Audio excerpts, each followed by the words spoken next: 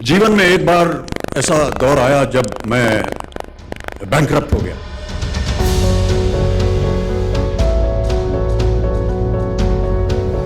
क्या आप जानते हैं एक ऐसा भी वक्त था जब बॉलीवुड के सुपरस्टार अमिताभ बच्चन दिवालिया हो गए थे। कौन बनेगा करोड़पति के होस्ट कंगाल पति हो गए थे। ये उस दौर की कहानी है जब अमिताभ बच्चन का फिल्मी सफर अपने पीक पर था। क्या थी वो भूल और उस असफलता पर कैसे जीत हासिल करके अमिताभ बच्चन जिंदगी के असली नायक बनकर उभरे, देखिए ये रिपोर्ट।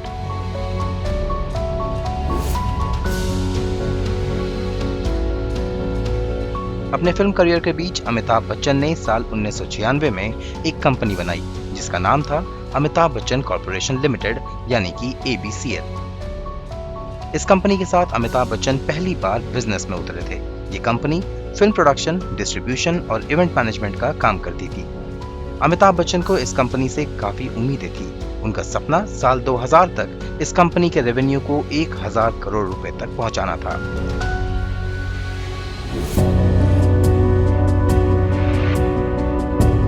अमिताभ बच्चन ने ABCL को खड़ा करने के लिए पैसे पानी की तरह बहाए। खबरों की माने तो अमिताभ करीब 60 करोड़ 52 लाख रुपए कंपनी पर खर्च कर चुके थे। लेकिन धीरे धीरे इस कंपनी को लेकर अमिताभ के कई फैसले गलत साबित होने लगे। जैसे ABCL के बैनर तले बनी फिल्म मृत्युदाता बुरी तरह फ्लॉप रही। फिल्म 7 रंग के सपने भी मुंह के बल गिरी। वहीं ABCL ने एक ऐसी फिल्म नाम क्या है में पैसा लगाया जो कभी रिलीज ही नहीं हो पाई। वहीं इस कंपनी ने बेंगलुरु में गाला मिस वर्ल्ड शो भी ऑर्गेनाइज किया, वो भी फेल हो गया। इसका असर ये हुआ कि ABCL भारी कर्ज के तले दब गई, जिसके बाद कंपनी डूब गई और अमिताभ बच्चन बैंकरप्ट हो गए। उन मुश्किल दिनों के बारे में खुद अमिताभ बच्चन ने रिलायंस कंपनी की 40वीं वर्षगांठ के दौरान बताया था। जीवन में एक बार ऐसा दौर आया जब मैं बैंकरप्ट हो गया, दिवालिया हो गया। मेरी बनाई हुई कंपनी घाटे में चली गई, करोड़ों का कर्जा चढ़ गया, मेरा व्यक्तिगत बैंक बैलेंस 0 यानी शून्य हो गया। कमाई के सब जरिए बंद थे और सरकार की तरफ से घर पर कुर्की के छापे लग गए। ये बात धीरूभाई को पता चली। बिना किसी से पूछे या जाने उन्होंने अपने छोटे बेटे और मेरे मित्र अनिल से कहा, इसका बुरा वक्त है, इसे कुछ पैसे दे दो। अनिल ने मुझे आकर ये बताया,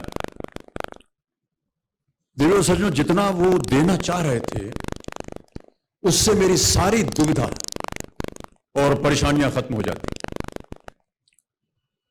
उनकी उदारता पर मैं भावुक हुआ, लेकिन मुझे लगा कि मैं उनकी उदारता को स्वीकार न कर पाऊंगा।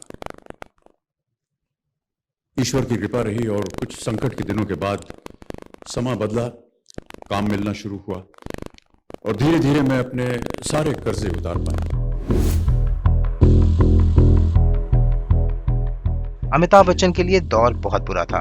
उन्होंने एक इंटरव्यू में बताया कि मैं इस बात को कभी नहीं भूल सकता कि कैसे लेनदार हमारे दरवाजे पर आ जाते थे, गालियां और धमकियां दिया करते थे।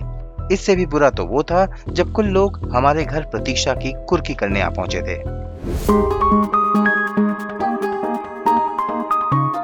लेकिन कहते हैं ना, बुरे वक्त के बाद अच्छा वक्त भी आता है।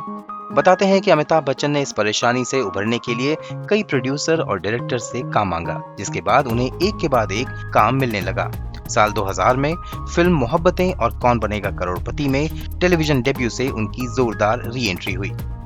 इसके बाद अमिताभ बच्चन की लोकप्रियता में पहले से भी ज्यादा इजाफा हो गया। उन्हें एक के बाद एक नए प्रोजेक्ट्स मिलने लगे।